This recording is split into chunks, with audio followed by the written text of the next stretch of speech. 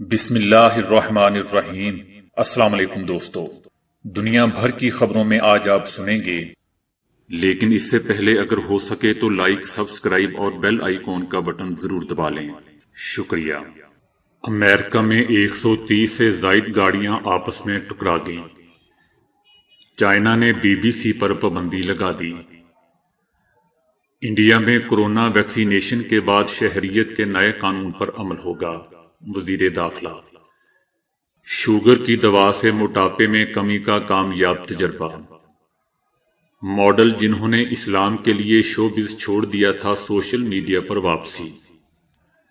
سعودی عرب میں مزید 10 مساجد بند۔ متحدہ عرب امارات کے بعد چائنا بھی مریخ پر پہنچ گیا۔ صدر جو بائیڈن کا چینی صدر کو فون، انسانی حقوق کی خلاف ورزیوں پر تشویش۔ بھارتی کسانوں کی نئی حکمت عملی کا اعلان۔ مودی ایک کمزور آدمی ہے، راہل گاندھی۔ انڈیا کا افغانستان میں 20 کروڑ 30 لاکھ ڈالر سے ڈیم کی تعمیر کا منصوبہ۔ ہینڈ سینیٹائزر کے زیادہ استعمال سے نقصان ہو سکتا ہے، تو آئیے چلتے ہیں اب خبروں کی تفصیل کی جانب۔ امریکہ میں 130 سے زائد گاڑیاں آپس میں ٹکرا گئیں۔ امریکی ریاست ٹیکساس میں 130 سے زائد گاڑیاں ٹکرانے کا واقعہ بارش اور طوفان کے باعث سڑک پر پھسلن کی وجہ سے پیش آیا۔ اس واقعے میں 6 افراد ہلاک اور متعدد زخمی ہو گئے ہیں۔ کاریں اور ٹرک ایک دوسرے سے بری طرح ٹکرائے، جس کی وجہ سے گاڑیوں کو شدید نقصان پہنچا ہے۔ کچھ لوگ اپنی گاڑیوں میں پھنس گئے تھے، جنہیں باہر نکالنے کے لیے گاڑیوں کو کاٹنا پڑا۔ واقعہ مقامی وقت کے مطابق صبح 6 بجے پیش آیا۔ زخمی ہونے والوں میں 3 پولیس اہلکار بھی شامل ہیں۔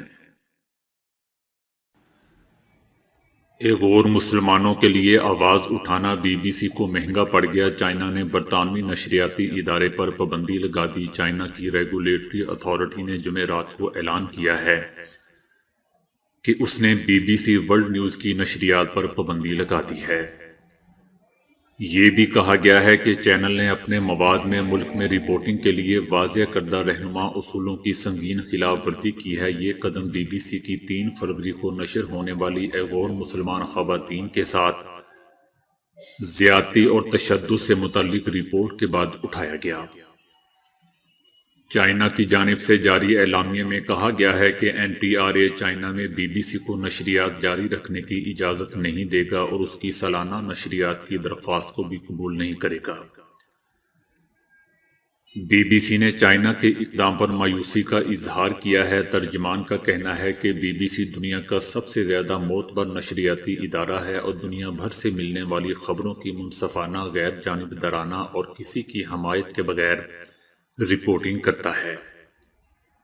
یہ خطہ بنیادی طور پر مسلم ایغور اقلیت کا گھر ہے اور یہاں حالیہ برسوں میں چینی آرمی کا زبردست کریک ڈاؤن دیکھا گیا ہے۔ رپورٹ میں بجلی کے جھٹکوں سے ہونے والے تشدد کو بیان کیا گیا ہے۔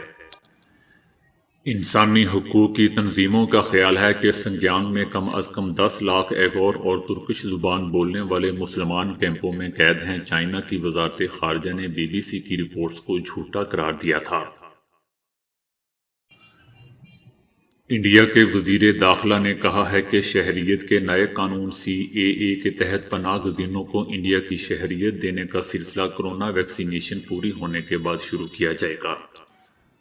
انہوں نے کہا کہ شہریت دینے کے عمل میں مغربی بنگال کی کمیونٹی موتوا بھی شامل ہوگی۔ انہوں نے حزب اختلاف پر شہریت ترمیم کے حوالے سے اقلیتوں کو گمراہ کرنے کا الزام لگاتے ہوئے کہا کہ اس کے نفاذ سے انڈیا کی اقلیتوں پر کوئی اثر نہیں پڑے گا۔ وزیر داخلہ کا کہنا تھا کہ 2020 میں کورونا وبا سامنے آنے کے بعد CAA کے نفاذ کو ملتوی کر دیا گیا تھا۔ انہوں نے مغربی بنگال کی وزیر اعلیٰ ممتا بنرجی کی جانب سے وعدوں سے پھر جانے کے دعوے کو مسترد کرتے ہوئے کہا کہ BJP نے جو وعدے کیے ان کو ہمیشہ پورا کیا، بقول ان کے کہ ہم یہ قانون لے کر آئے ہیں اور مہاجرین کو شہریت ملے گی۔ دوستو، بنیادی طور پر ماتوا کمیونٹی کا تعلق سابقہ مشرقی پاکستان سے ہے۔ ہندوؤں کی اس کمزور کمیونٹی کے لوگ برصغیر کی تقسیم اور اس کے بعد بنگلہ دیش بننے پر انڈیا منتقل ہوئے تھے۔ اس کمیونٹی سے تعلق رکھنے والے لوگوں کو شہریت ملی، لیکن اب بھی ایک بڑی تعداد اس سے محروم ہے۔ ماہرین کی ایک عالمی ٹیم نے شوگر کی ایک دوا سے موٹاپا کم کرنے کی انسانی آزمائشوں میں کامیابی حاصل کر لی ہے۔ یہ آزمائشیں 1961 موٹے رضاکاروں پر 70 ہفتے تک جاری رہیں۔ اگرچہ یہ تمام افراد موٹاپے کا شکار تھے، لیکن ان میں سے کوئی بھی شوگر کا مریض نہیں تھا۔ شوگر کی یہ دوا اوزیمپک کے نام سے فروخت کی جاتی ہے۔ جن رضاکاروں نے ہفتے میں ایک بار 2.4 ملی گرام یہ دوا بذریعہ انجیکشن لی تھی، ان میں سے 2/3 کا وزن 20% تک کم ہوا تھا۔ اس کا مطلب یہ ہوا کہ اگر کسی رضاکار کا وزن 200 پاؤنڈ تھا تو 70 ہفتے تک یہ دوا لینے اور صحت بخش معمولات زندگی برقرار رکھنے کے بعد اس کا وزن 40 پاؤنڈ کم ہو کر 160 پاؤنڈ رہ گیا تھا۔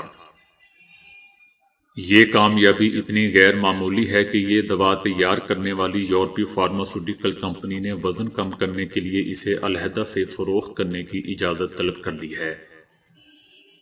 دوستو، اس تحقیق کی مکمل تفصیل the New England Journal of Medicine کے تازہ شمارے میں شائع ہوئی ہے۔ اسلام کی خاطر فیشن انڈسٹری کو الوداع کہنے والی 23 سالہ سپر ماڈل حلیمہ عدن کی اچانک سوشل میڈیا پر واپسی ہو گئی ہے۔ صومالی نژاد باحجاب امریکی ماڈل حلیمہ عدن، جنہوں نے اسلام کی خاطر شوبز کو خیر باد کہہ دیا تھا، انہوں نے حال ہی میں انسٹاگرام واپس جوائن کر لیا ہے۔ سابقہ ماڈل نے اپنی تصدیق شدہ انسٹاگرام پر اپنی نئی تصویر شیئر کی ہے، جس میں وہ بے حد خوش نظر آ رہی ہیں۔ حلیمہ نے اپنی پوسٹ کے کیپشن میں لکھا ہے کہ الحمدللہ میں واپس آ گئی ہوں۔ میں نے اس عرصے میں آپ سب کو بہت یاد کیا۔ یاد رہے کہ حلیمہ عدن نے ماڈلنگ کی دنیا سے کنارہ کشی اختیار کرنے کے بعد اعلان کیا تھا کہ وہ فیشن انڈسٹری چھوڑنے کے بعد اب سوشل میڈیا سے بھی تھوڑے عرصے کے لیے بریک لے رہی ہے۔ ان کا کہنا تھا کہ میں سوشل میڈیا سے کنارہ کشی اختیار کرنے سے پہلے ان تمام لوگوں کا تہہ دل سے شکریہ ادا کرنا چاہتی ہوں جنہوں نے میرے اس فیصلے میں میرا ساتھ دیا۔ سعودی عرب میں مختلف مساجد میں کورونا مثبت کیسز اور ایک موت واقع ہونے کے پیش نظر مزید 10 مساجد کو بند کر دیا گیا ہے۔ یہ فیصلہ 18 نمازیوں کے کورونا میں مبتلا ہونے اور ایک مؤذن کے انتقال کی رپورٹ موصول ہونے پر کیا گیا۔ مساجد کو عارضی طور پر بند کیا گیا ہے۔ یاد رہے دوستو کہ گزشتہ 3 روز کے دوران ملک بھر میں 32 مساجد عارضی طور پر بند کی جا چکی ہیں، جن میں سے 13 سینیٹائزنگ کے بعد کھول دی گئی ہیں۔ تمام نمازیوں سے اپیل کی گئی ہے کہ اگر کوئی بھی نمازی اپنے اندر کورونا کی کوئی علامت محسوس کرے تو کورونا ٹیسٹ کے بغیر مسجد جانے سے گریز کرے۔ جب تک ایسے شخص کو کورونا میں مبتلا نہ ہونے کا یقین نہ ہو جائے، وہ گھر پر ہی نماز ادا کرتا رہے۔ وزارت اسلامی امور نے نمازیوں سے اپیل کی ہے کہ اگر وہ کسی مسجد میں کورونا SOPs پر عمل درآمد میں کوتاہی اور لاپرواہی کا مشاہدہ کریں تو پہلی فرصت میں 1933 پر رابطہ کر کے اطلاع دیں۔ متحدہ عرب امارات کے بعد چائنا کا خلائی جہاز مریخ کے مدار میں داخل ہو چکا ہے۔ چائنا نے اپنا خلائی مشن جولائی میں اپنا شروع کیا تھا۔ متحدہ عرب امارات کا ہوپ نامی مشن 20 جولائی 2020 کو جاپان سے روانہ ہوا تھا اور 9 فروری 2021 کو پاکستانی وقت کے مطابق رات 3:14 پر مریخ کے مدار میں داخل ہوا تھا۔ امریکہ، چائنا اور متحدہ عرب امارات کے خلائی جہازوں نے گزشتہ برس زمین سے اپنے سفر کا آغاز کیا تھا۔ اس وقت مریخ کے مدار میں مجموعی طور پر 6 خلائی گاڑیاں زیر گردش ہیں، جن میں سے 3 امریکہ کی، 2 یورپ جبکہ 1 بھارت کی ہے۔ واضح رہے دوستو کہ چائنا مریخ پر پہنچنے والا دنیا کا 6واں ملک بن چکا ہے۔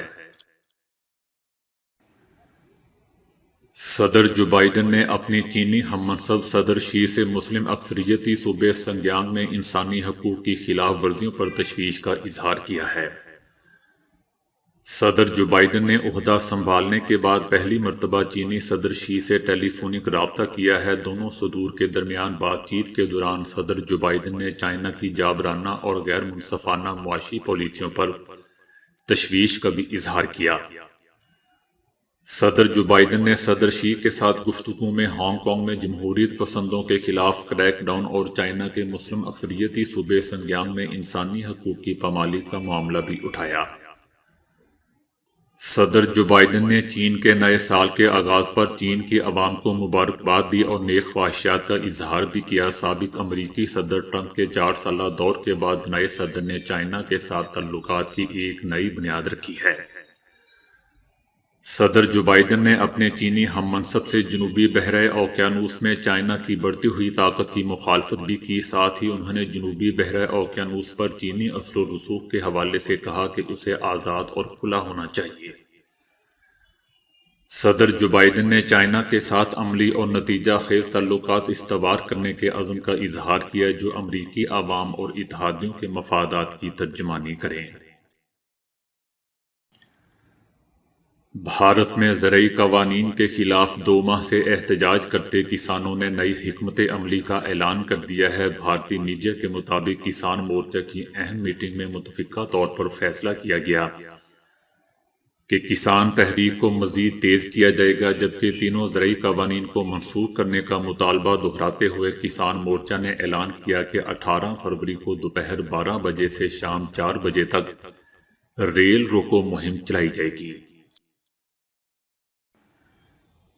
راہل گاندھی نے وزیر اعظم نریندر مودی کو بزدل انسان قرار دیتے ہوئے کہا ہے کہ وزیر اعظم میں چائنا کو جواب دینے کی ہمت نہیں ہے۔ وزیر اعظم نریندر مودی میں ملک کی سرحدوں اور نظریات کا تحفظ کرنے کی صلاحیت اور اہلیت موجود نہیں ہے۔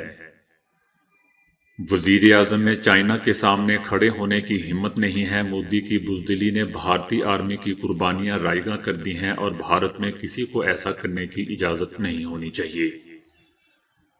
راہل گاندھی کا کہنا تھا کہ جب سے مودی کی حکومت آئی ہے، چائنا کی جانب سے لائن آف ایکچوئل کنٹرول کی خلاف ورزی میں اضافہ ہوا ہے اور اس حکومت میں بھارتی آرمی کو جتنا نقصان پہنچا ہے، اتنا تاریخ میں کبھی نہیں پہنچا۔ دوسری جانب بھارتیہ جنتا پارٹی کے ترجمان نے راہل گاندھی کے بیان پر رد عمل دیتے ہوئے کہا کہ وزیر اعظم مودی کو کچھ کہنے سے قبل اپوزیشن لیڈر کو اپنے دادا جواہر لال نہرو سے پوچھنا چاہیے، جنہوں نے چائنا کو بھارت کی زمین دے دی تھی۔ انڈیا نے افغانستان کے دارالحکومت کابل میں ڈیم بنانے کا اعلان کیا ہے، جس پر 20 کروڑ 36 لاکھ ڈالر کی لاگت آئے گی۔ ماہرین کے خیال میں یہ نیا منصوبہ انڈیا کے افغانستان میں بڑھتے ہوئے اثر و رسوخ کی علامت ہے۔ انڈین وزیر اعظم نریندر مودی کی افغان صدر اشرف غنی کے ساتھ ویڈیو لنک کے ذریعے رابطے کے دوران ڈیم کی تعمیر کا معاملہ بھی زیر بحث آیا تھا۔ افغانستان کے صدارتی محل میں دونوں ممالک کے نمائندوں نے ڈیم کی تعمیر کے معاہدے پر دستخط کیے۔ افغانستان میں 8 کروڑ ڈالر کی لاگت 150 کمیونٹی پروجیکٹس بھی شروع کرنے کا اعلان کیا گیا۔ انڈیا نے افغانستان میں 2 ارب ڈالر کی لاگت کے کئی ترقیاتی منصوبے مکمل کیے ہیں، جن میں پارلیمان کی عمارت اور ایران کے ساتھ سرحد پر ہائیڈرو الیکٹرک ڈیم کی تعمیر بھی شامل ہے۔ ماہرین کے خیال میں انڈیا اپنے طویل مدتی اہداف کے حصول کے لیے افغانستان میں دلچسپی لے رہا ہے اور اپنے اثر و رسوخ بڑھانے کی کوشش کر رہا ہے۔ ماہرین کا یہ بھی کہنا تھا کہ طالبان اور پاکستان کو سائیڈ لائن لگا کر یہ اثر و رسوخ بڑھانے کی ناکام کوشش ہوگی۔ کورونا کی وبا آنے کے بعد سے ہینڈ سینیٹائزر کے استعمال میں ہوشربا اضافہ ہوا ہے۔ ہینڈ سینیٹائزر نے کورونا کے پھیلاؤ کو روکنے میں تو اہم کردار ادا کیا ہے، لیکن اس کا حد سے زیادہ استعمال مستقبل میں کئی طرح کے مسائل کا سامنا کروا سکتا ہے۔ جنوبی افریقہ کے سائنسدانوں کا کہنا تھا کہ ہینڈ سینیٹائزر کا زیادہ استعمال انہیں اور دیگر جراثیم کش دواؤں کو بے اثر بنا سکتا ہے، کیونکہ اس کے زیادہ استعمال کی وجہ سے جراثیم اور بیکٹیریا میں اس کے خلاف مزاحمت کرنے کی طاقت میں اضافہ ہو رہا ہے۔ تحقیقاتی ٹیم کی سربراہ سمانتھا مک کیرلی کا کہنا تھا کہ ہم نے اپنی اس تحقیق میں کچھ ایسے جراثیموں اور بیکٹیریا کا سراغ لگایا ہے جو ہینڈ سینیٹائزر اور دیگر جراثیم کش دواؤں کے خلاف اپنے اندر آہستہ آہستہ مزاحمت پیدا کر رہے ہیں۔ تو دوستو، آج کے لیے اتنا ہی۔ ویڈیو کو لائک اور شیئر کرنے کا بہت بہت شکریہ۔